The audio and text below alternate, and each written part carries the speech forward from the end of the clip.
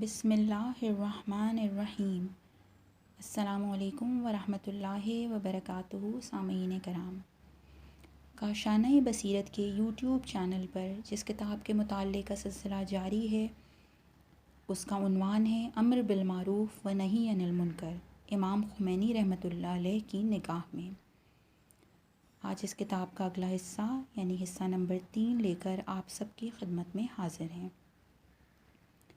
صفحہ 33، امر بالمعروف اور نہی عن المنکر کا وجوب۔ دوسری فصل، واجب ہونے کی کیفیت اور ان دونوں کی اقسام۔ واجب، حرام، مستحب اور مکروہ امر و نہی۔ اس مقام پر ہر ایک امر بالمعروف اور نہی عن المنکر کی دو قسمیں ہیں، واجب اور مستحب۔ جو چیزیں عقلاً و شرعاً واجب ہیں ان کے لیے امر کرنا بھی واجب ہے، اور جو امور عقلاً قبیح ہیں یا شرعاً حرام ہیں ان سے نہیں کرنا واجب ہے۔ اسی طرح جو امور مستحب ہوں ان امور پر امر کرنا مستحب، اور جو مکروہ ہوں اس سے نہیں کرنا بھی مستحب ہے۔ تحریر الوسیلہ جلد 1 صفحہ 425۔ امر و نہی کا کفائی وجوب۔ اقوال یہ ہے کہ دونوں واجب کفائی ہیں، بنابراین اگر اتنے افراد اس پر عمل کریں کہ پھر ضرورت نہ ہو تو باقی افراد سے ساقط ہے، ورنہ وہ سارے افراد جن میں یہ ساری شرطیں موجود تھیں ترک واجب کے مرتکب ہوئے ہیں۔ تحریر الوسیلہ جلد 1 صفحہ 425۔ ضرورت کے مطابق اقدام کا وجوب۔ اگر کسی واجب پر عمل کروانا یا کسی منکر کو پوری طرح سے ختم کرنا اس بات پہ متوفق ہو کہ بعض افراد ایک ساتھ جمع ہوں اور امر یا نہی کریں، تو اگر ان میں سے کچھ افراد یہ کام انجام دیں تو وجوب ساقط نہیں ہوگا، اور جتنے افراد کی ضرورت ہو اتنے افراد کا جمع ہونا واجب ہے۔ تحریر الوسیلہ جلد 1 صفحہ 425۔ سہل انگار لوگوں کا گناہ۔ اگر اتنے افراد جمع ہوں جن سے ضرورت پوری نہ ہو سکے اور باقی افراد جمع نہ ہوں، اور جو افراد جمع ہوں ان کے لیے باقی افراد کو جمع کرنا بھی ممکن نہ ہو، تو ان پر سے جو جمع ہو گئے ہوں وجوب ساقط ہے اور باقی افراد گناہ گار ہوں گے۔ تحریر الوسیلہ جلد 1 صفحہ 426۔ مؤثر ہونے کے احتمال کی صورت میں وجوب۔ اگر کوئی شخص یا بعض اشخاص اپنے فریضے کے مطابق عمل کریں اور وہ مؤثر نہ ہو، لیکن کوئی اور شخص یا اشخاص تاثیر کا احتمال دیں تو شرائط پوری ہونے کی صورت میں ان پر واجب ہے کہ اس فریضے کو انجام دیں۔ تحریر الوسیلہ جلد 1 صفحہ 426۔ دوسرے شخص کے اقدام کرنے پر اطمینان اور یقین کا حکم۔ اگر یقین یا اطمینان حاصل ہو جائے کہ دوسرے افراد انجام دے رہے ہیں تو انجام دینا واجب نہیں ہے، البتہ اگر بعد میں پتہ چلے کہ ایسا نہیں ہے تو اس پر انجام دینا واجب ہے۔ اور اسی طرح اگر یقین یا اطمینان حاصل ہو کہ جتنے افراد انجام دے رہے ہیں وہ اس کام کے لیے کافی ہیں، تو اس کام کا انجام دینا واجب نہیں ہے، لیکن اگر بعد میں اس کے خلاف معلوم ہو تو انجام دینا واجب ہے۔ تحریر الوسیلہ جلد 1 صفحہ 426۔ وجوب کے ساقط ہونے میں اقدام کے احتمال کا کافی نہ ہونا۔ کسی اور کے انجام دینے یا انجام دینے والوں کے کافی ہونے کا احتمال یا گمان ہونا کافی نہیں ہے۔ احتمال اور گمان کے باوجود اس پر انجام دینا واجب ہے، البتہ اگر 2 عادل گواہی دیں تو کافی ہے۔ تحریر الوسیلہ جلد 1 صفحہ 426۔ موضوع کے ختم ہو جانے کے ساتھ وجوب کا ختم ہو جانا۔ اگر کسی واجب یا منکر کا موضوع ہی ختم ہو جائے تو اگرچہ خود مکلف کے کام سے ہوا ہو تو وجوب ساقط ہو جائے گا۔ مثلاً اگر مکلف اس محدود پانی کو بہا دے جس کی حفاظت کرنا طہارت نفس محترمہ کو بچانے کے لیے واجب ہو۔ تحریر الوسیلہ جلد 1 صفحہ 426۔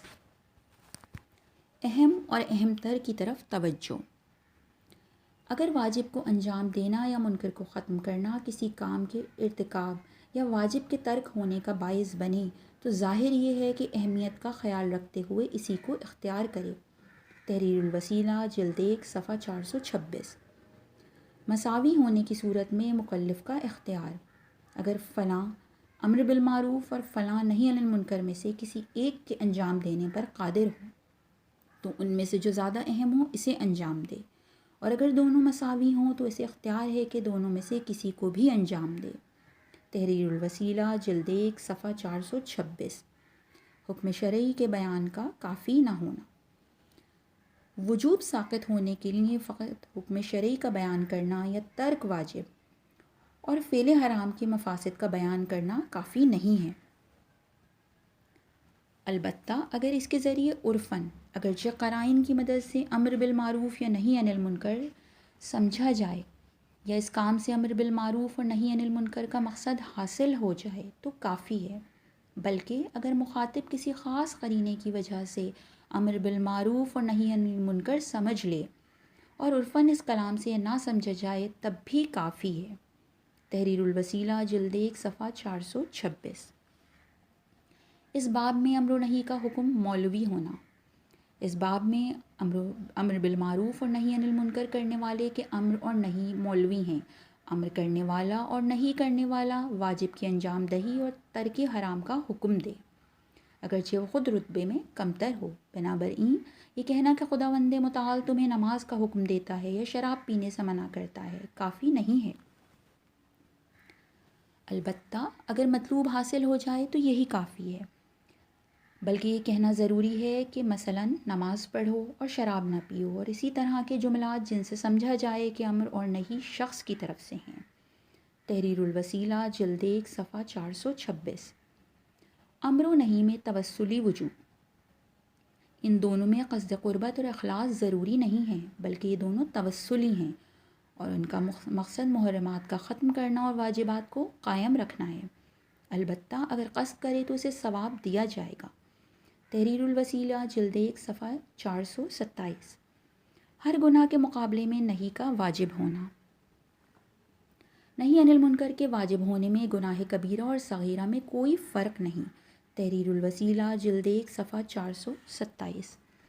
حرام مقدمات سے نہی کا حکم، اگر کوئی شخص کسی حرام کام کو انجام دینے کے لیے اس کے مقدمات کو انجام دینا شروع کرے، اس صورت میں معلوم ہو کہ ان کاموں کے ذریعے حرام کام تک پہنچ سکتا ہے تو اسے حرام کام سے نہی کرنا واجب ہے، لیکن اگر جانتا ہو کہ ان کاموں کے ذریعے نہیں پہنچ سکتا تو نہی کرنا واجب نہیں ہے، البتہ اگر مقدمات حرام کے حرام ہونے یا تجری کے حرام ہونے کے قائل ہوں تو نہی کرنا واجب ہے۔ کسی کام میں جرأت دکھانے کو تجری کہتے ہیں اور اصطلاح میں کسی کام کو گناہ کی نیت سے انجام دینے کو تجری کہتے ہیں،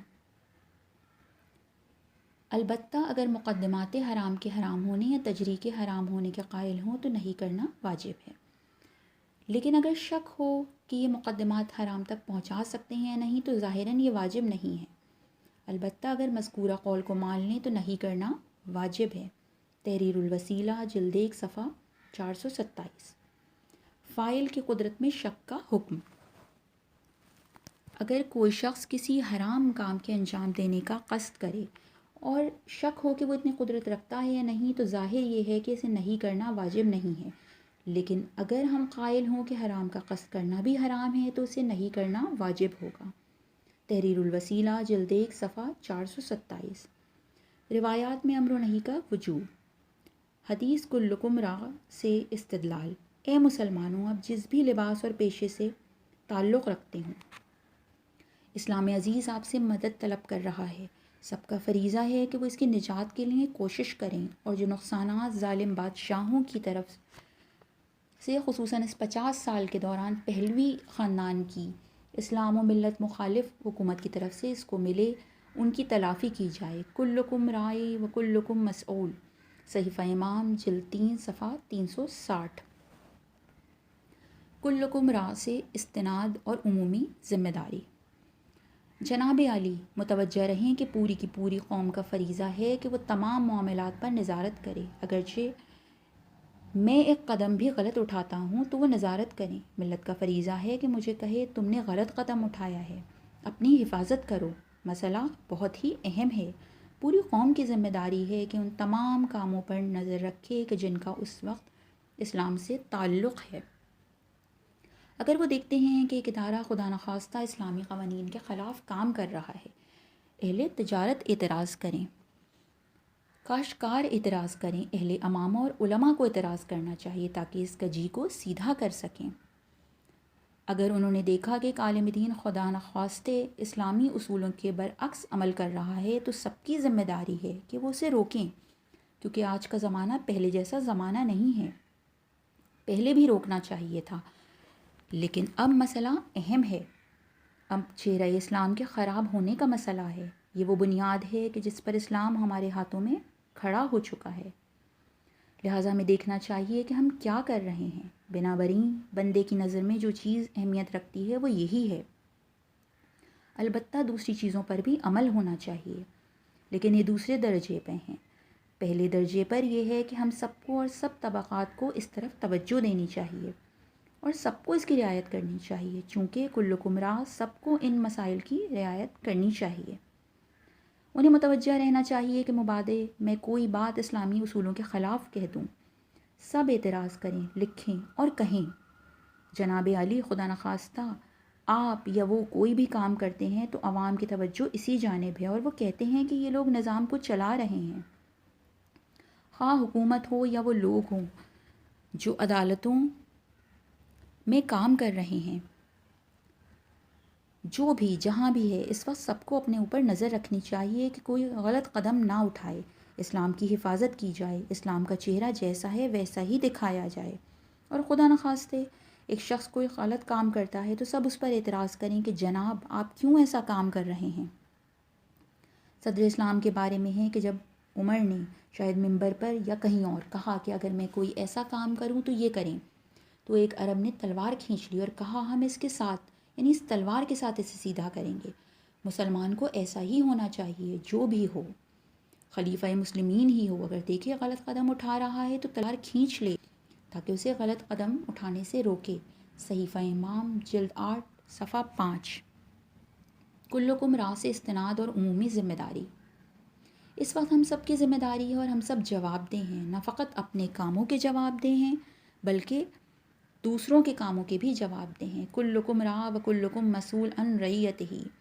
سب کو ایک دوسرے کے بارے میں رعایت کرنی چاہیے اور سب کو ایک دوسرے کی ذمہ داری اپنی گردن پر اٹھانی چاہیے۔ میری ذمہ داری آپ پر ہے اور آپ کی ذمہ داری میرے اوپر ہے۔ اگر میں کوئی غلط قدم اٹھاتا ہوں تو آپ جواب دہ ہیں، اور اگر آپ نہیں کہتے کہ تو نے غلط قدم کیوں اٹھایا ہے تو آپ ذمہ دار ہیں۔ سب کو حملہ کر کے نہیں کرنی چاہیے کہ یہ کام کیوں ہو رہا ہے۔ اگر خدا نخواستے کوئی اہل امامہ کسی جگہ غلط قدم اٹھاتا ہے تو سب علماء کرام کو چاہیے کہ اسے ایک ساتھ نہیں کریں اور اس سے پوچھیں کہ اس نے اصولوں کے خلاف قدم کیوں اٹھایا ہے۔ سب لوگوں کو نہی عن المنکر کرنی چاہیے۔ یہ فقط علماء ہی سے مختص نہیں ہے، یہ سب کا فریضہ ہے۔ پوری امت کو نہی عن المنکر اور امر بالمعروف کرنا چاہیے۔ صحیفہ امام جلد 8 صفحہ 487۔ کلکم راع سے استناد اور عمومی ذمہ داری۔ یہ جو نہضت اور تحریک آپ نے برپا کی ہے، خدا نخواستے اس میں ہم یا آپ کوئی ایسا کام انجام دیں۔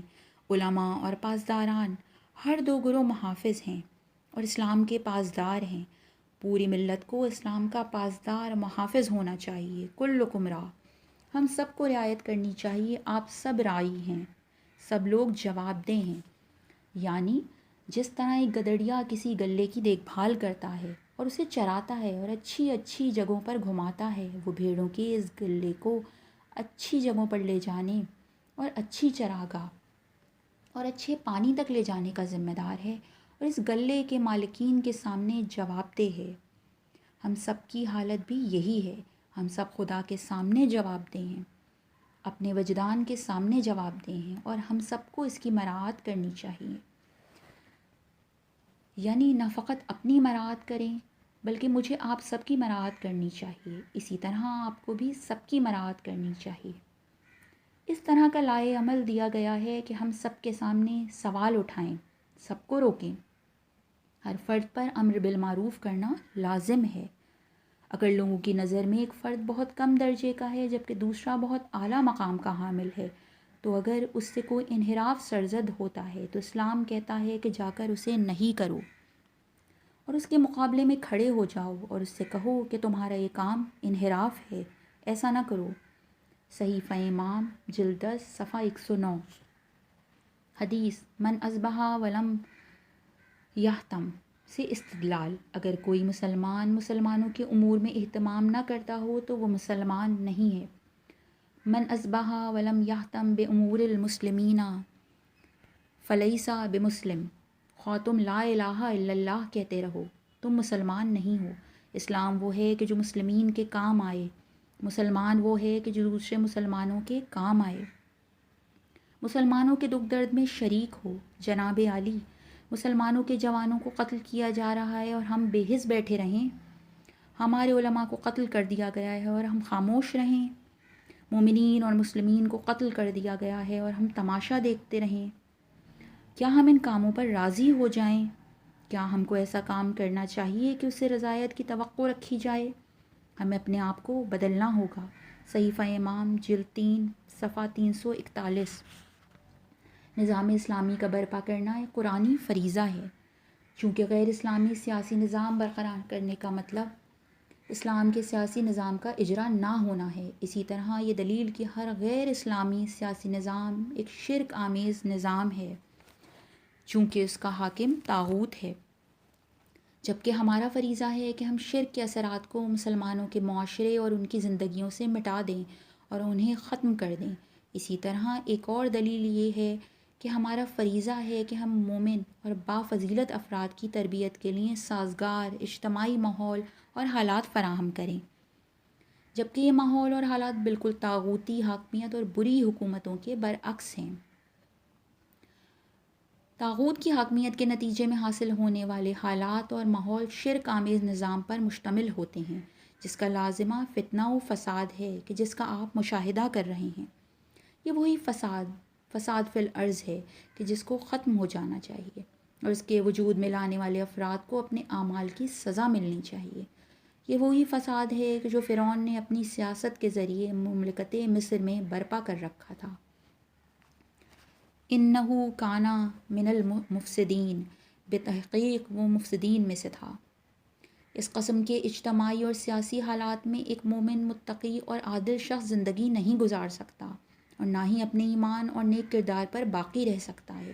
اس کے سامنے دو راستے ہوتے ہیں، یا تو وہ مجبوراً شرک آمیز اور ناصالح اعمال کا ارتکاب کرتا رہے، یا یہ کہ وہ ایسے اعمال سے بچنے کی خاطر اور طاغوتوں کے اوامر و قوانین کے سامنے تسلیم نہ ہونے کی وجہ سے ان کے خلاف مبارزہ اور مخالفت کرے تاکہ وہ فاسد ماحول ختم ہو جائے۔ ہمارے پاس فاسد اور فساد پھیلانے والی حکومتوں کو ختم کرنے اور خائن، فاسد، ظالم اور جابر حکومتوں کو سرنگوں کرنے کے سوا اور کوئی چارہ ہی نہیں ہے۔ ولایت فقیہ صفحہ 26۔ امام علی علیہ السلام کی وصیت سے استدلال۔ مظلوم اور محروم عوام کو نجات دلانا ہمارا فریضہ ہے، مظلومین کا حمایتی اور ظالموں کا دشمن بننا ہمارا فریضہ ہے۔ یہی وہ فریضہ ہے کہ جس کی امام علی علیہ السلام اپنے دونوں فرزندوں کو اپنی مشہور وصیت میں یاد دہانی کرا رہے ہیں اور فرماتے ہیں کونا للظالم خصما وللمظلوم اونا، ظالموں کے دشمن اور ستم دیدہ و مظلوم افراد کے حامیوں پشپنا رہو۔ ولایت فقیہ صفحہ 28۔ امام علی علیہ السلام کے کلام سے استدلال۔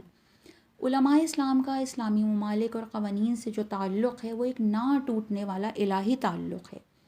ہم خداوند متعال کی جانب سے اسلامی ممالک اور ان کے استقلال کی حفاظت پر مامور ہیں، اور اسلام و مملکت کے استقلال کو درپیش متوقع خطرات کے مقابلے میں سکوت اور عدم نصیحت کو ایک جرم اور ایک عظیم گناہ جانتے ہیں اور اسے تاریک موت کے استقبال کے مترادف قرار دیتے ہیں۔ ہمارے عظیم پیشوا حضرت امیر المومنین علیہ السلام ظلم کے مقابلے میں خاموشی کو جائز نہیں سمجھتے تھے اور ہم بھی اس کو جائز نہیں جانتے۔ قوم و ملت، حکومتوں اور پورے نظام کی رہنمائی کرنا ہمارا فریضہ ہے، اور خداوند متعال نے چاہا تو ہم اس فریضے کی انجام دہی میں کوتاہی نہیں کریں گے۔ اس زمانے میں ظلم کے مقابلے میں خاموشی اختیار کرنا ظالموں کی اعانت کے مترادف ہے۔ صحیفہ امام جلد 1 صفحہ 237۔ خطبہ نہج البلاغہ سے استدلال۔ علماء اسلام کا فریضہ ہے کہ وہ ظالموں کی نامشروع مفاد پرستی اور اجارہ داری کے خلاف جنگ کریں اور اس بات کی اجازت نہ دیں کہ حکومت کی عوام کی ایک کثیر تعداد محروم اور فقیر رہ جائے، جبکہ اس کے مقابلے میں ظالم اور حرام خور لٹیرے ناز و نعمت میں زندگی گزاریں۔ امیر المومنین علیہ السلام فرماتے ہیں، میں نے حکومت اس لیے قبول کی ہے چونکہ خداوند تبارک و تعالیٰ نے علماء اسلام سے عہد لیا ہے اور ان پر لازم قرار دیا ہے کہ وہ ظالموں کی غارت گری اور شکم پرستی اور مظلوموں کی محرومیت کے مقابلے میں خاموشی اختیار نہیں کریں گے اور بیکار نہیں بیٹھیں گے۔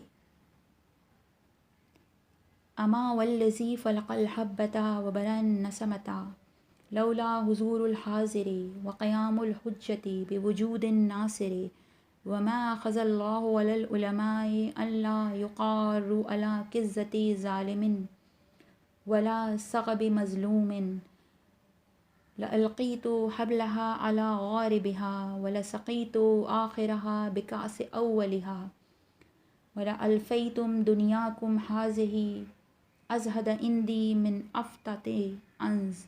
اس خدا کی قسم کہ جس نے دانے کو پھاڑا اور جان کو خلق کیا، اگر بیعت کرنے والے نہ ہوتے اور مدد کرنے والوں کی وجہ سے مجھ پر حجت تمام نہ ہو جاتی، اور اگر خدا نے علماء اسلام سے ظالموں کی پرخوری اور ستمگروں کے ستم اور بھوکوں کی بھوک اور محروموں کی محرومیت پر خاموش نہ رہنے پر عہد نہ لیا ہوتا تو میں زمام حکومت کو چھوڑ دیتا اور کبھی بھی اس کا پیچھا نہ کرتا۔ تم جانتے ہو کہ میرے نزدیک تمہارے اوپر حکومت کرنا بکری کی چھینک سے نکلنے والے پانی سے بھی ناچیز تر ہے۔ آج ہم کیسے خاموش اور بیکار بیٹھ سکتے ہیں اور کیسے دیکھ سکتے ہیں کہ ایک قلیل خائن و حرام خور و اغیار کا نوکر گروہ بیگانوں کی مدد سے زور اور طاقت کے بلبوتے پر لاکھوں مسلمانوں کی محنت کی ثروت کا مالک بنا بیٹھا ہے اور ان کو اجازت نہیں دے رہا کہ وہ معمولی سی نعمتوں سے فائدہ اٹھا سکیں۔ تمام مسلمانوں اور علماء اسلام کا فریضہ ہے کہ وہ اس ظالمانہ رویے کو ختم کریں اور اس راستے میں کہ جو لاکھوں انسانوں کی سعادت کا راستہ ہے، ظالم حکومتوں کو ختم کر کے اسلامی حکومت بنائیں۔ ولایت فقیہ صفحہ 48۔ امام علی علیہ السلام کی نظر میں علماء کی ذمہ داری۔ یہ بات بہت واضح ہے کہ مذہبی علماء نے شاہ کی حکومت کے خلاف قیام کیا ہے۔ امام علی علیہ السلام فرماتے ہیں، خداوند متعال نے علماء سے عہد لیا ہوا ہے کہ وہ ظالم کی پرخوری اور مظلوم کی بھوک پر خاموش نہیں رہیں گے۔ یہ ظالم شاہ اور اس کے حواری ہیں کہ جنہوں نے ہمارے عوام کی طاقت فرسا فقر و فاقے کے باوجود اربوں ڈالر کی ثروت اپنے لیے مختص کر رکھی ہے۔ اگر دین میں بدعتیں ظاہر ہونے لگیں تو علماء دین پر لازم ہے کہ وہ اپنے علم کو ظاہر کریں اور کبھی بھی اجازت نہ دیں کہ بدعت گزار لوگوں کا دھوکہ و فریب اور جھوٹ دین اور عوام پر اثر انداز ہونے لگے اور ان کی گمراہی کا باعث بنے۔ یہ شاہ ہے کہ جو جھوٹ اور ہیلوں کے ذریعے دین خدا میں تحریف کر کے اور اپنے آقاؤں کے شیطانی ارادوں کو قوانین اسلام کے عنوان سے اسلام پر منطبق کر کے انہیں ایران کی مظلوم قوم پر مسلط کر رہا ہے اور تمام حقائق کو برعکس ظاہر کر رہا ہے۔ مذہبی اور دینی علماء پر لازم ہے کہ وہ اس کے حقیقی چہرے کو قوم کے سامنے پیش کریں۔ صحیفہ امام جلد 5 صفحہ 379۔ تحفۃ العقول کی ایک حدیث سے استدلال۔ ہمیں اس لوٹ مار اور حرام خوری کو روکنا چاہیے۔ یہ سب لوگوں کا فریضہ ہے، لیکن علماء دین کا فریضہ سب سے زیادہ سنگین اور اہم ہے۔ ہمیں دوسرے تمام مسلمانوں سے زیادہ اس مقدس جہاد اور اہم فریضے میں شرکت کرنی چاہیے۔ ہماری جو منزلت اور مقام ہے اس کی وجہ سے ہمیں پیش قدم ہونا چاہیے فریضے میں۔ اگر آج ہم میں یہ طاقت نہیں ہے کہ ہم ان کاموں کی روک تھام کر سکیں اور ان حرام خور ملت کے خائن اور قدرت مند وہ حاکم چوروں کو اپنے اعمال کی سزا تک پہنچا سکیں تو ہمیں قدرت حاصل کرنی چاہیے۔ اس کے باوجود ہمیں کم از کم اپنے فریضے کی انجام دہی حقائق کے اظہار اور ان حرام خوریوں، جھوٹ و فریب کو افشا کرنے میں کوتاہی نہیں کرنی چاہیے۔ جب ہم قدرت ہاتھ میں لے لیں گے تو نہ صرف ملک کی سیاست اور اقتصاد کی اصلاح کریں گے، بلکہ ان حرام خوروں اور جھوٹوں کو کوڑے مار کر اپنے اعمال کی سزا تک پہنچائیں گے۔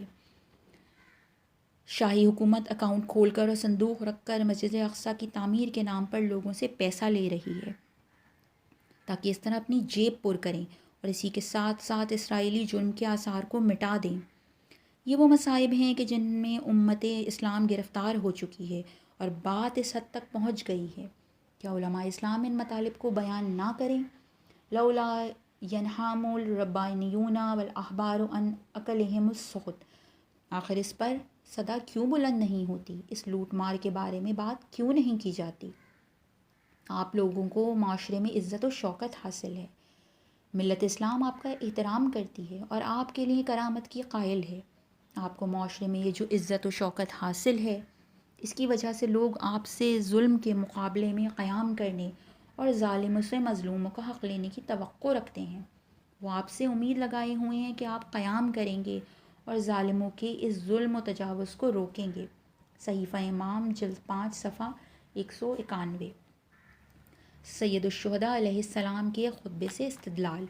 حضرت سید الشہداء علیہ السلام سے خطبہ نقل ہوا ہے کہ جس میں امام علیہ السلام نے حکومت وقت کے خلاف اپنے قیام کا سبب بیان کرتے ہوئے لوگوں سے مخاطب ہو کر فرمایا کہ پیغمبر اکرم صلی اللہ علیہ وآلہ وسلم فرماتے ہیں، جو بھی دیکھے کہ ایک سلطان جائر محرمات خدا کو حلال شمار کر رہا ہے اور جو چیزیں خداوند متعال نے حرام کی ہیں شخص ان کو آزاد قرار دیتا ہے اور سنت رسول اللہ صلی اللہ علیہ وآلہ وسلم کے خلاف عمل کرتا ہے اور عہد خدا کو توڑتا ہو، اگر کوئی دیکھے کہ ایک ظالم بادشاہ اس قسم کے کام کر رہا ہو، اس کے باوجود وہ خاموش رہتا ہے اور اس جائر حاکم کی طرف سے پیدا کیے جانے والے انحراف کو اپنے قول اور عمل کے ذریعے تبدیل نہیں کرتا، تو اس کے بارے میں خداوند متعال نے حتمی فیصلہ کیا ہے، ایسے شخص کے بارے میں کہ جو سلطان جائر کے مقابلے میں قولاً و عملاً خاموش رہتا ہے، کہ وہ آخرت میں اسے سلطان جائر کی جگہ دے گا،